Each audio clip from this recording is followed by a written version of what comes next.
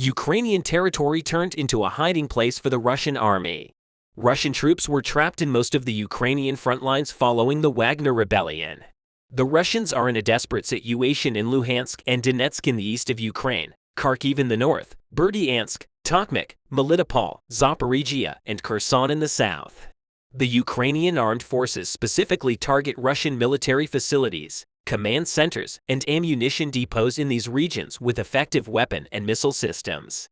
For about a few weeks, the Ukrainian focus has been on the Zaporizhia region. While in recent days, Kiev has focused on its plans to destroy Russian military targets on the eastern front lines. Therefore, Ukrainian forces directed their offensive axis towards Russian military installations in Donetsk and Luhansk. The Ukrainians used such effective bombs as JDAM in such offensive operations. However, the most striking detail in this regard was the detection of the underground military base established by the Russian troops on the eastern front lines by the Ukrainian and the JDAM attacks on this facility. In addition, using JDAMs, the Ukrainians managed to target not only the Russian underground military base, but also other Russian military bases in the Donetsk region. Let's go right down to the hot front lines of the Donetsk region to discover the fate of these attacks and their effects on the war. As we mentioned, in the first target of the Ukrainian armed forces, the Russians had a secret underground military base near Donetsk. It's claimed that the military base that the Russians built underground was detected by the UAV flights of the Ukrainian army. It is estimated that this base has long served the Russians as a critical center in the Donetsk region.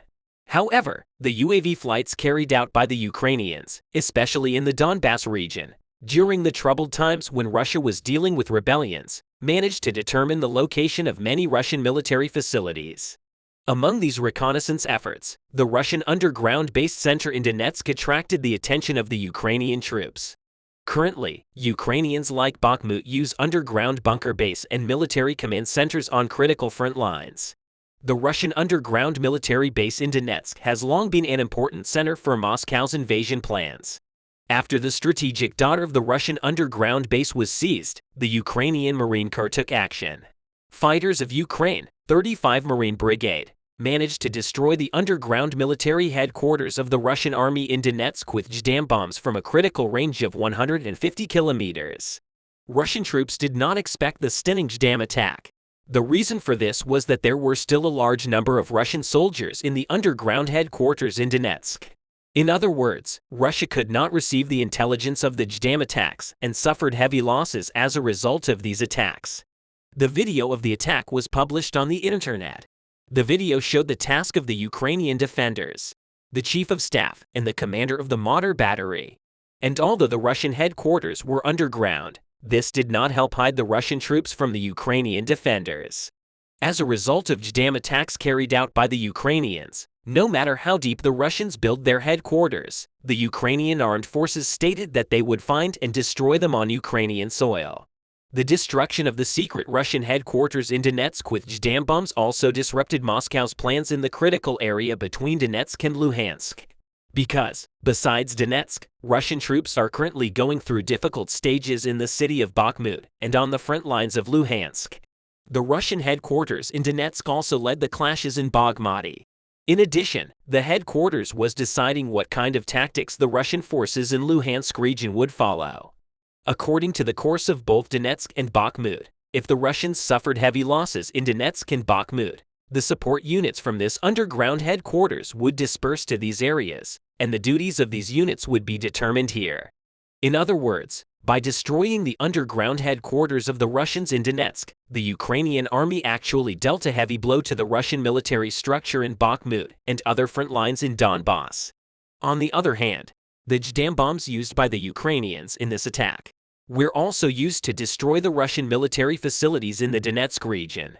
With this striking attack, the Ukrainian armed forces managed to destroy 2 military bases in the Donetsk region with JDAM bombs on the same day.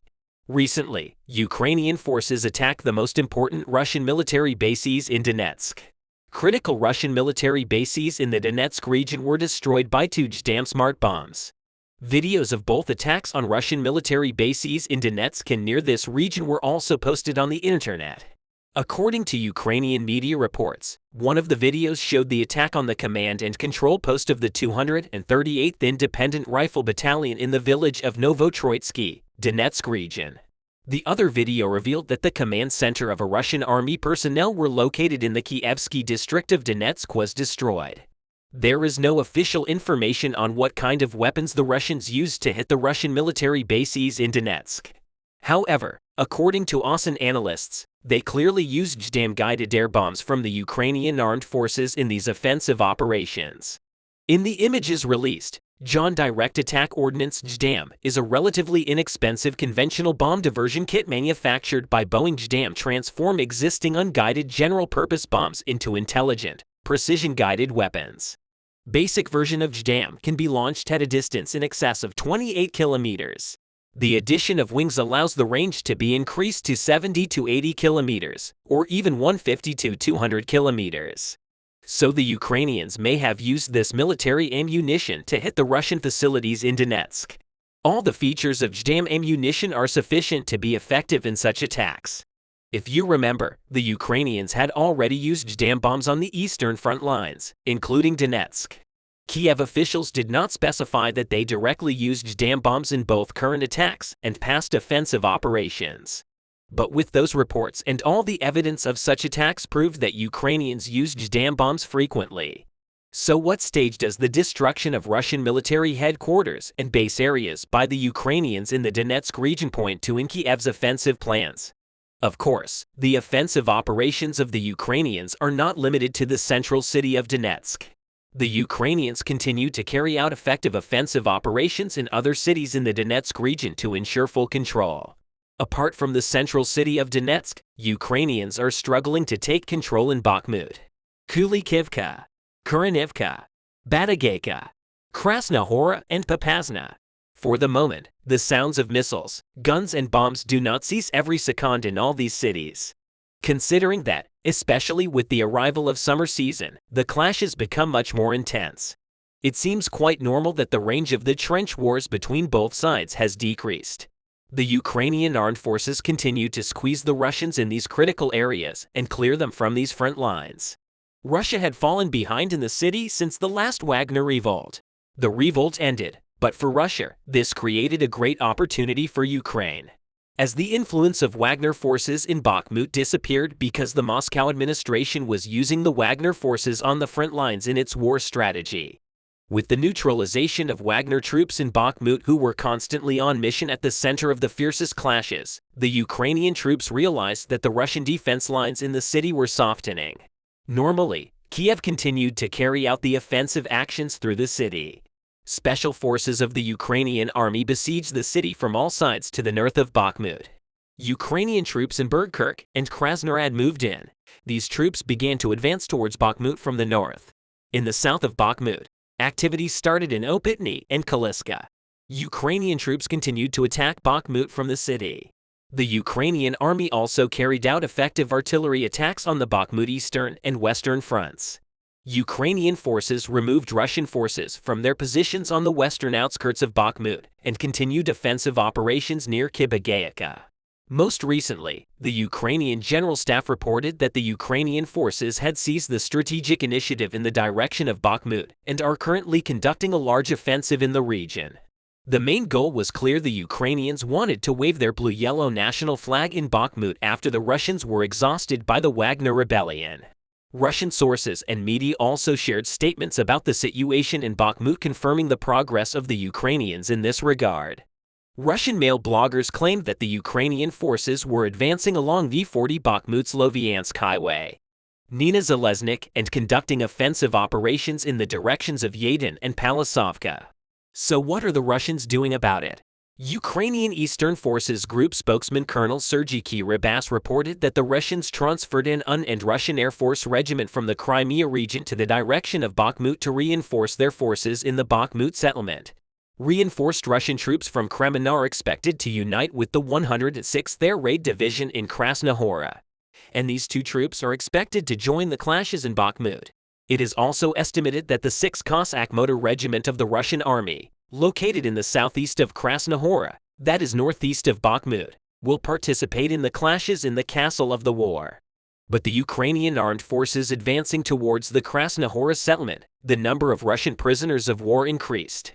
Military experts argue that this is why the Ukrainian side wants to cut off part of the Russian group's supply to Bakhmut northern direction after stopping the Russian troops aiming to gather in Krasnohora. The Ukrainian armed forces may change their course in the direction of Bilohorivka. Such maneuvers will likely help save Bakhmut and other settlements. Ukraine troops will cut off the Russian connection roads north of Baghdad, and Putin's forces will not outnumber them either in Krasnohora or in any critical area north of Bakhmut. If you have noticed, the Ukrainian armed forces have brought the war to such a point, especially in the last month, that Russia does not have much chance either in Bakhmut, in Donbass in general, or in Zaporizhia and other southern front lines. The West and the US continue to support the Ukrainian army. In the coming days, we will see more clearly what will happen on the battlefield, and whether the situation will change by following us in these difficult times. In the Russia-Ukraine war, fierce clashes between the two armies continued to escalate.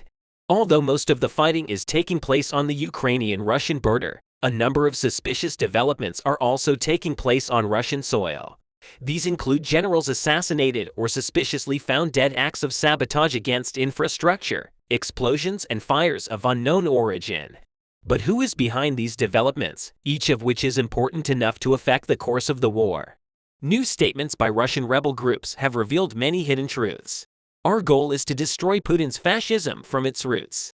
Putin and anti-occupation groups made striking statements as the Daily News team. We have reached the rebel groups that are effective in Russia and the new statements made by these groups. One of the rebel groups that has carried out major operations in Russia is the National Republican Army. This group has carried out many covert operations against the occupiers in Russia, but is most famous for the murder of Daria Dugina, the pro-war journalist, daughter of Russian politician, expert, and author Alexander Dugin. Daria Dugina was killed by a car bomb, a tactic often used by rebel groups in Russia. This incident caused a great outrage in Russia, although Russian intelligence claimed that Ukrainian intelligence carried out the attack. Ukrainian authorities did not accept the attack because behind the attack was the Russian National Republican Army, which was working for the end of the occupation of Ukraine and for Putin to leave power. The National Republican Army was also allegedly behind last week's explosion in a cafe in St. Petersburg. Pro-Putin blogger Vladlen Tatarsky was speaking at a political event in a cafe in St. Petersburg. At that moment, anti-war activist Daria Sharapova came to the cafe with a statue containing explosives. She left the statue in the cafe and walked away. The statue, with 450 grams of explosives inside, exploded violently as a result of the explosion. 32 people were injured, while Vladlen Tatarsky died on the spot. Allegedly, the National Republican Army was behind this attack because Daria Sharapova, the activist who carried out the attack, was working with the National Republican Army.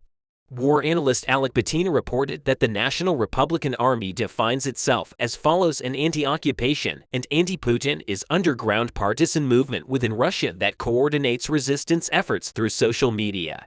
Another anti-occupation group that has carried out successful operations in Russia is the Russian Volunteer Corps. The group is blamed for the assassination of Russian businessman Konstantin Malafeev last month, and the extensive operation into villages in Bryansk province. So much so that the Russian Volunteer Corps openly shared the footage of their operation in Bryansk on its social media accounts. The Russian Volunteer Corps, led by far-right ideologue Denis Nikitin, has gained a great reputation for a series of operations in Russia, so much so that it has been claimed that Denis Nikitin and the Volunteer Corps are acting in concert with the Ukrainian military and intelligence. War analyst Lucas Weber put it this way: the Russian Volunteer Corps is actively fighting alongside the Ukrainian military. Forces in parts of the group have fought for the militias and National Guards operating directly under Kiev's command. The Russian Volunteer Corps issued a striking statement on these allegations. The statement was as if it showed the success of the Ukrainian army. Denis Nikitin, the leader of the group, after stating that their operation in Bryansk had been approved by the Ukrainian authorities, said Ukraine is helping our struggle in every possible way. At least we would not have the weapons without help from the state. And besides, on Ukrainian territory, we are under the authority of the Ukrainian Defense Ministry. The statement shows that the Ukrainian intelligence and military are reaching into Russian territory and using Russian anti-occupation lists against Russian occupiers. This is a great success. Last month, a major fire broke out at the Russian Federal Security Service building in Rostov-on-Don. In the footage of the fire, it was clearly seen that the fire spread over a very large area and flames rose meters high. As a result of the fire, at least one person died and dozens were injured. It turned out that the Russian anti-occupation group called Black Bridge was behind this fire. The Black Bridge Russian group showed footage of this attack on a social media account. The representatives of the Black Bridge group made statements about the purpose of the group. The representative said, "We aim for the fall of the Putin regime, but until then, there will be a moratorium on political discussions.